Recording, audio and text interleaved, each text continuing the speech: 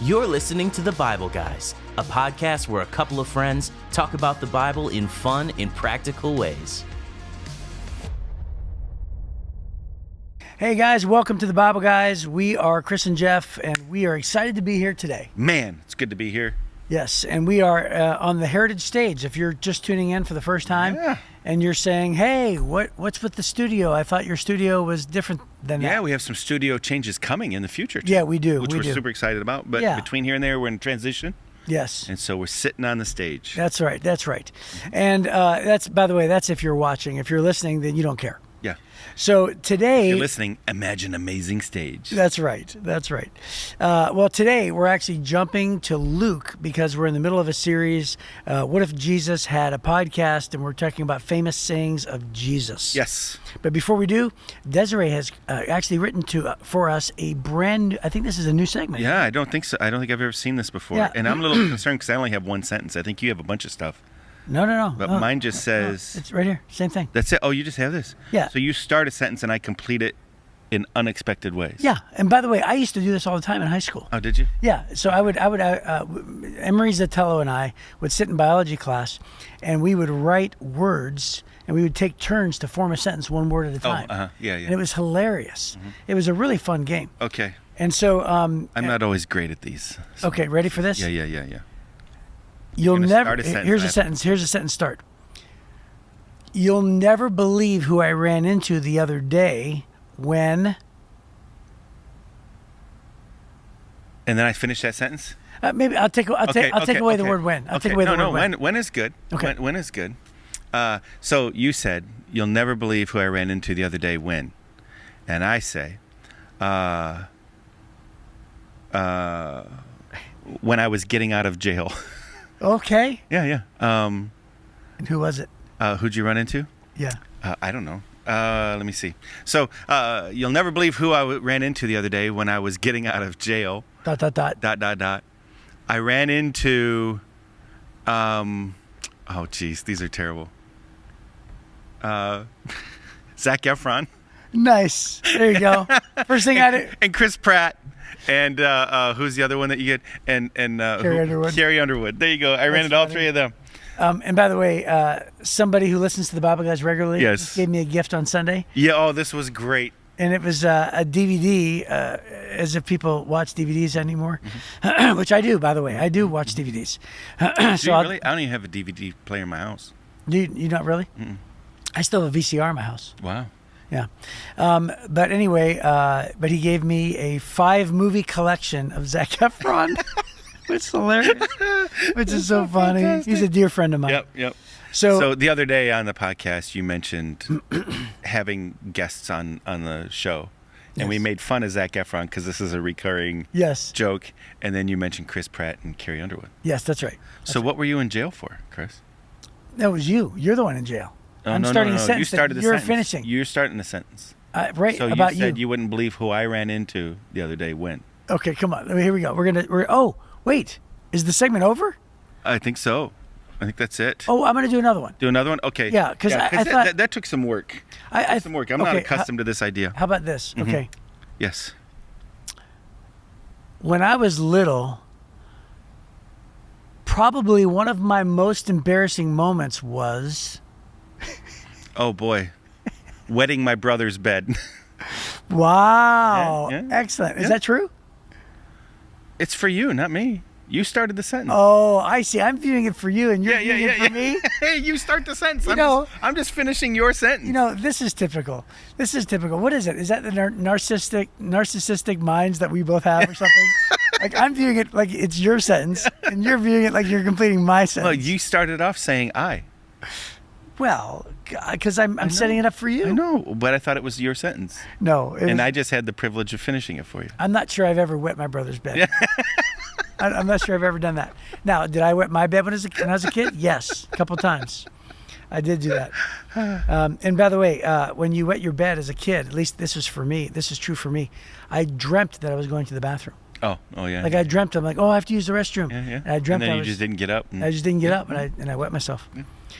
All right. Well. So I'll tell you a country boy story. Yep. Along those lines. So, country boys a lot of times you learn how to use a tree.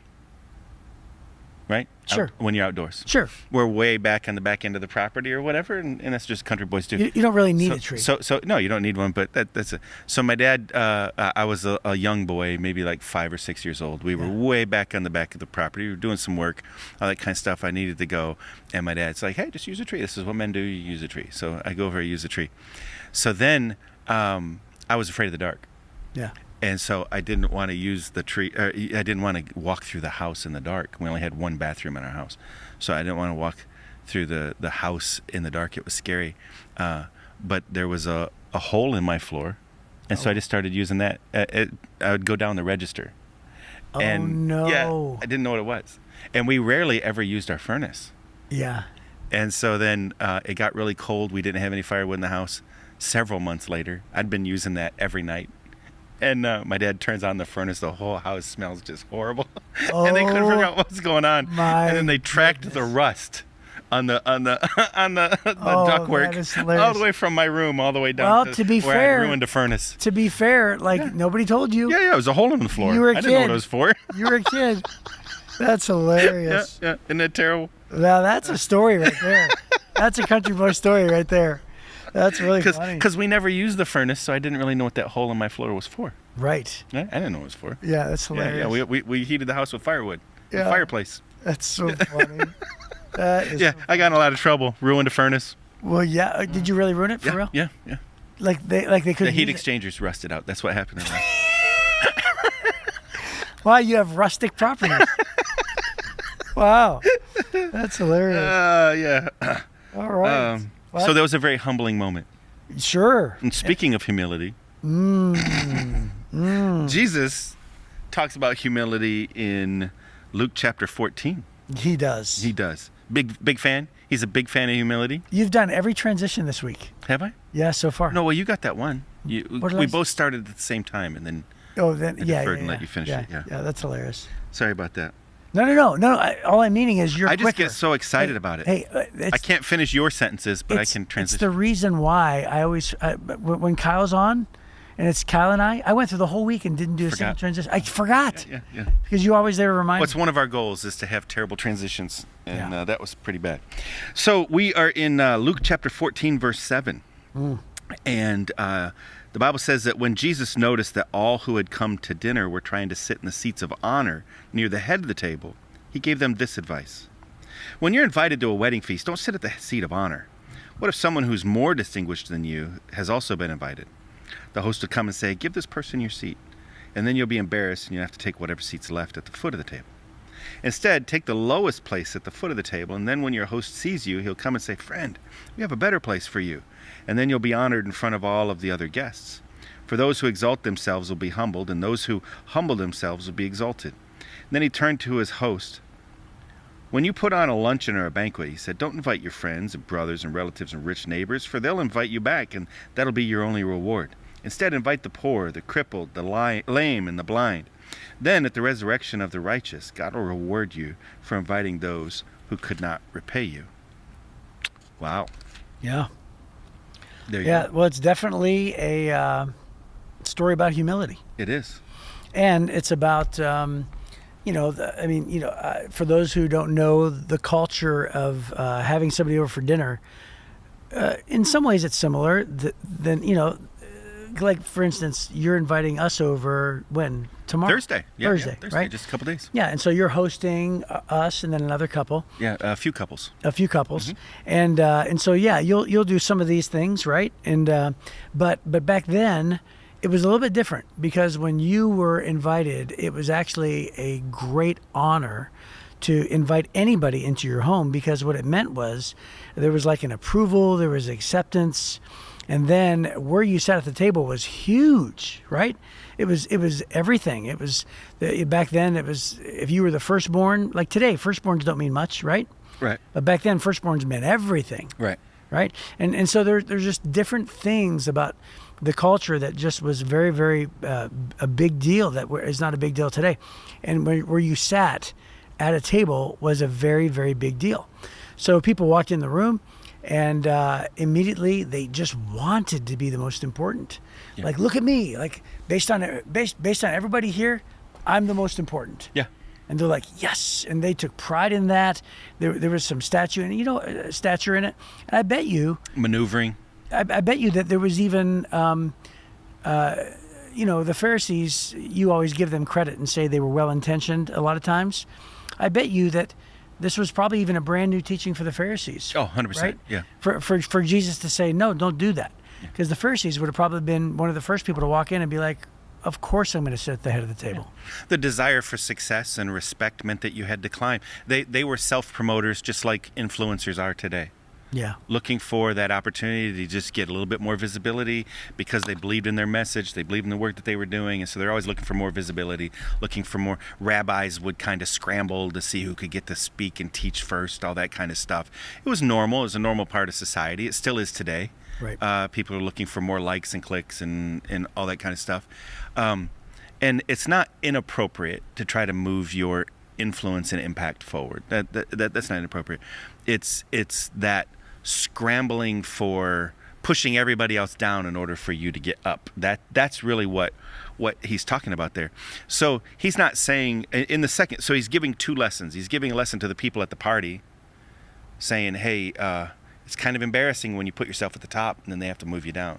Right. Be humble, and it's way better if you get noticed and they move you up. Mm-hmm. That's way better." That's all he's saying. He's not saying don't sit at the head of the table. Right. If you're the featured guest, that's where you should sit. Just don't do it yourself. Yeah, don't assume that you're coming in and taking over the space, right? Be humble and let people invite you up. So that's one side. The other side is it teaches to the hosts. Hey, listen, when you throw parties, you don't always have to throw a party just for the insiders, right?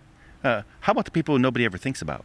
What about them too? He's not saying never, ever throw a party for your friends. Right. He's saying, have you ever thought about throwing a party for the people nobody else cares about? Right. Because there's no real reward other than the party itself for you and your friends. But there is great reward when you step out of your comfort zone and you start caring about the people nobody else cares about. Right. That's what he's inviting them to. I think I've told this story before on the podcast many months or years ago. But I went to college on a music scholarship. I had a brass scholarship for playing trumpet. And among my world, I was the best trumpet player in my world. And then I had a number of years where I was a worship leader, leading worship and doing all music and stuff in my career. But I began to realize I didn't know any non-Christian musicians. And I had an opportunity to join this brass group that was fairly well known. And they were looking for a couple different people. But one of them, they were looking for the lead trumpet player. They played cornets, but it was the same. And so they invited me, hey, you want to come and try out for this band? And I knew some of the people in the band. I said, yeah, sure. And as I'm driving into the parking lot, the Lord reminds me of this. Don't sit at the head of the table. Sit at the back of the table. Mm-hmm. It's better to be invited up than it is to be asked to go down the table. Because first chair is different than second chair. Yeah. And they were looking for first chair solo. So this is the leader. Yeah. So I come in and I think I probably could have played at that level, certainly. But for whatever reason, the Lord told me, hey, remember this, go sit at the back. So when I walked in, the director was thrilled I was there. And he goes, oh, man, Jeff, hey, I have your music for you. I said, what? I was thinking I'd love to just assess the band. And he has a really high view of me. Mm-hmm. And so I said, would this be orchestra? Because you keep saying band. No, it was a band. It was a brass band. Okay. And so he says he had a high view of me. Based on reputation or whatever, other people had told him things about me. And so he said, hey, I got this first chair solo music for you. I said, why don't you give me third chair? Let me go sit at the end and let me just assess what the band needs, and maybe I can help you out that way. And he goes, oh, yeah, wow. Yeah, that'd be great. And so he thought what I was trying to do is figure out what is all that need, and is this. So I go and I sit at the end. We go ripping through this music. It was unbelievable. Just the very first piece. We hadn't even warmed up. Just go ripping through this thing. When we were done, I lean over to the guy sitting next to me. He's a retired colonel in the U.S. Army. I lean over to him, and I'm like, my gosh, that was incredible. I've never played that music before. And he looks at me, kind of shrugs, and says, none of us ever played that music before. We're all sight reading it. And so I went, whoo, this is a tough band. This music's hard. The whole rest of that rehearsal was ripping and tearing. I could have played the first chair music if I'd practiced at home. right? But I could not have just ripped through that music sight reading. So when it was all done, I went up to him and I said, hey, this is really great. You know, the director. I said, this is really great. I love this music. It's incredible. The level of musicians are phenomenal. But what do you really need more than anything else? What is the hardest thing you're having a hard time recruiting for? He goes, oh, wow. He said, I'm looking for a tenor horn player. I can't find anybody to play tenor horn. And I said, well, I don't have one, but if you gave me one, I'd learn how to play it. He said, you're kidding me. I said, if you let me be in the band, yeah, I'd love to play that. He goes, wow. Okay. I said, I'm looking for a new challenge. He said, great. So he gives me this like $3,000 horn. And I said, give me a few weeks. I'll figure this out. So it took me a few weeks. Next thing you know, I did like 56 concerts with one of the best groups I've ever been a part of. We did 12 different events with the Detroit Symphony, 15,000 people a night. It was phenomenal. We did so many great things. And I remember just sitting in the middle of this band thinking, I don't belong among these amazing musicians. Wow. But they didn't know. Right? He was just thrilled that I took this. So taking that back seat gave me an opportunity for him to elevate me into another area rather than me taking that first seat and realizing I probably really don't belong there. Right. Right? And that's what Jesus is saying. It's way better to be invited up than it is asked to be asked to step down. Yeah. So that's one side of it. I'll be honest with you, there's been times I've walked into a room knowing that maybe I could sit closer to the top of a room than the bottom of the room. Mm-hmm. And I walk in and sit at the bottom and don't get asked to move up either. Right. So there's always a risk on that. I didn't assert myself and didn't have the opportunity to come to me. And I'm not talking just music and lots of things. You're right. Right? So it's not that this is a law of the Bible, that if you sit at the end, God will always move you up. Right. Right? But it is saying that it's better to be asked to move up than it is to be asked to move down. Well, yeah, because it demonstrates humility. And I think that every person listening can probably relate to this. When you see a great leader demonstrate humility, it is one of the most attractive traits. So it doesn't matter. It's across the board. It's every nation, every culture, right? Somebody who, deserves to be, revered, and yet they won't take credit. And you'll be like, you're amazing. He's like, well, we have a really good team around us, and they demonstrate humility and they don't want to take credit. And their behavior, their posture, their demeanor is all about humility. It is one of the most attractive things. And there's a reason for that. It's because God placed that in you. The reason why you admire that and the reason why you think it's great is because that's in you. You see a little glimpse of Jesus in that person. You see a little bit of glimpse of Jesus. Not fake humility. Right. But when they're genuinely being humble. Genuine humility. Yeah. Yeah. And there's a reason why. Because the Spirit of God is in you. Even if you're not even a Christian, it's in you because of that reason. Yeah. Because you're made by God and designed in His image. Now, the other side of it was, you ever hear that message Andy Stanley gave, what do you do when you discover you're the most important person in the room? Yes. Phenomenal message. Because the one side, if you only hear this side of it, then you would think, well, you just take a humble position, hope somebody discovers that you're the leader or that you're the most important person in the room. But Andy gave this message, and he talked about when you discover you're the most important person in the room, lead. Right. That's what you do. You lead humbly. Mm-hmm. And so there are times when you walk into a room and you are the one that has the answer. You know the answer. You are the one that can lead this group forward or whatever. It's not wrong for you to step in and say, I have an idea. Right. Let me offer this, and if it is a substantial solution, and if you have worked on the relationships with everybody in the room, you should have a little bit of influence. Then that influence and that genuine care for the people in the room, combined with the fact that you have a legitimate solution, gives you the opportunity to step into the position of the most important person in the room, even when at the beginning maybe people didn't realize it, and offer real solutions for people. That's not a power move at that point. Right. That's a stewardship of the gifts God's given you. That's right. So you're taking a humble position even as you choose to take a leadership role.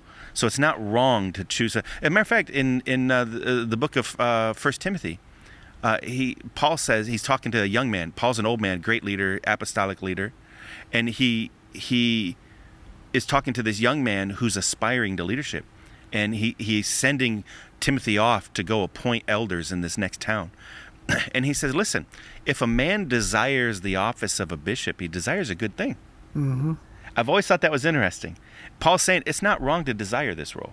Right. But then Paul says, but let me give you the qualifications just so you know whether or not he's qualified. Right? He's going to be the husband of one wife. He's not going to be a drunkard. He's not going to be violent. He's going to be hospitable. He says, don't suddenly lay hands on a novice or a new person, right? And so he gives all these qualifications for the kind of person, but it's not wrong for somebody to aspire to those roles. If a guy desires this role, that he desires a noble thing. So then there have been times where young leaders have come to us and said, how do I get to the next level? And I'm inspired by that. I'm not offended by that. Instead, I say, okay, well, these are the next steps. Here's your next 5 or 6 steps. You and I just had a conversation recently about somebody. We gave them like 6 or 7 key steps. If you want leadership, these are the things we're going to expect from you. And they took offense at it. Right. Right? They took offense at it. Right. Okay, well, then they're not ready for leadership. That's not a humble position. But a humble person, they desire something greater, and then the leaders above them say, all right, well, here's the 6 or 7 steps it's going to take for you. And they go, all right, and they start attacking those things in their life, developing character, getting some skills, having some experience, learning to put others first, serving others. They start moving those directions. It's a good thing to aspire and desire leadership if that's been designed in you. It's bad when you just go assume it and just take it and demand respect. And that's what Jesus is saying is the bad side of this. Yeah. Yeah. And also, I just want to say that whenever you demonstrate pride and, the person who walks around and thinks they're important, I have to say, for me personally, I shouldn't have said you. I say whenever a person does that, it is one of the most off-putting things to be around. Don't you agree? Yeah, yeah. Like, have you ever been around a person that just really thinks a lot of themselves? They're puffed up. They actually believe they're important. And by the way, they actually could be. Yeah. And that's fine. But a person who actually is important, who's humble, is the person you want to be around. They're very attractive. A person who's important is not humble. You're like, ugh. Yeah, well, and then there's people who actually think they're more important than they are. Yeah. And that's the worst kind of person to be around. And those kind of leaders attract more like them. Yeah. And so then their cluster, their group just becomes jerks. Yeah. Right? That's the role they have. They're just not humble servant leaders, and you attract what you are. And they begin attracting, and so then all of a sudden that whole group, they just hurt people. They're just bulldozing people. Both Peter and James wrote about this idea of humility and how God gives grace to the humble. As a matter of fact, I think it's James says that God opposes the proud, but gives grace and favor to the humble. Right. Right. And so, man alive, life is already hard. Leadership is hard. Last thing I need is God opposing me. Right.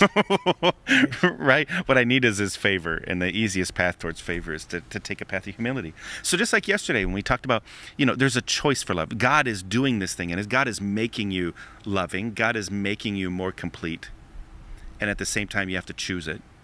It's the same thing here. God is, if we're going to become like Jesus as a leader, God is making us humble, but at the same time we have to choose humility even when it's not easy. And it's a conscious choice. By the time people hear this podcast, we will have already had Heritage at the Hill. Oh yeah. And baptize hundreds of people. But we're we're recording this actually 5 days before it. And at the end of our DLT meeting, you said, hey, it's a great reminder for us all in this room to recognize, because we were celebrating the blessings. We were excited about the numbers. We're going to baptize over 200 people. Yeah, probably, most likely. That's incredible. That's incredible. And so right before we dismissed, you said, hey, let's all remind ourselves, God is doing this, not us. Yeah. Right? And so we get to be a part of it. Yeah. And so, it's hard work. I mean, we're setting up the speakers. Yeah. We're showing up at 4:00 in the morning. Yeah. Right? There's a lot of work to be done there. And more specifically, not me and you. Yeah, exactly. The team is. Other people, yeah. But God's the one that's actually changing the hearts. That's right. God's the one that's drawing him. So we get to be a part, and we put in the work to be a part of what God's doing. But it's in spite of us, not because of us. That's what right. he's doing. That's right. That's right. And we get to be a part of it. So we need to be holy. We need to be humble. And we need to be helpful, right? Those are the 3 things that we talked about there, yeah. Yep, that's awesome. All right, well, hey, that's all of our time. So hopefully we will see you tomorrow on the Bible Guys.